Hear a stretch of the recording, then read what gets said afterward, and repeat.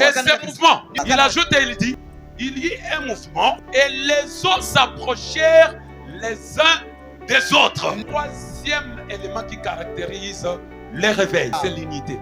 J'ai dit le troisième signe qui fait le réveil, c'est l'unité. C'est la grande maladie que nous avons aujourd'hui dans l'église. C'est parce que les gens ne sont pas unis. Donc quand tu vois que Gédéon prêche bien, il les bloque. Quand tu vois que Patrick prophétise plus que moi, tu ne lui laisses plus le temps de prophétiser. Pour voir que quelque part il y a le réveil. Les gens doivent être dans l'unité. Les gens qui sont dans l'unité, les gens qui sont dans l'unité, ce sont les gens qui partagent les mêmes pains. Les gens qui se partagent les mêmes pains sont les gens qui ont reçu la même semence. Que Dieu te bénisse. Amen. Les gens qui partagent les mêmes pains, ce sont les gens qui ont reçu la même semence. Et les gens qui ont la même semence, ils ne peuvent pas produire les fruits différents. Je voudrais dire à une personne, si tu vois quelqu'un produire les fruits différents de tes fruits, c'est-à-dire que cette personne n'a pas reçu la même semence que toi.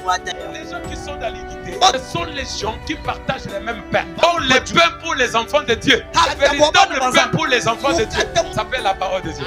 Amen. Et là, il y a l'unité, il y a restauration. C'est pourquoi je voudrais t'annoncer qu'on peut être unis sans l'esprit, sans l'onction. On ne pourra jamais apporter le réveil. Pourquoi tu vois Mouchilou? Si tu vois quelqu'un au milieu de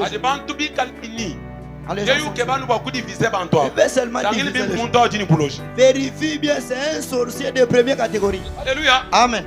Là où il n'y a pas l'esprit, il n'y a pas la vie. Ne teniez pas l'esprit. Le réveil peut commencer avec une personne. Pour commencer le réveil, peut-être on a besoin seulement d'une personne. Et le réveil va commencer par une personne. Et cette personne, c'est toi qui es assis en cellule. Quand toi tu vas commencer, le réveil qui est en toi va influencer l'autre. Quand tu vas influencer l'autre, ça va influencer l'autre. Quand ça influence l'autre, l'autre va influencer l'autre. Et nous deviendrons toute une armée. Je déclare au nom de Jésus que Dieu déclenche et éclate une armée puissante en cellule. Alléluia. Amen. Le réveil peut commencer avec une personne, mais il faut l'unité pour former une armée.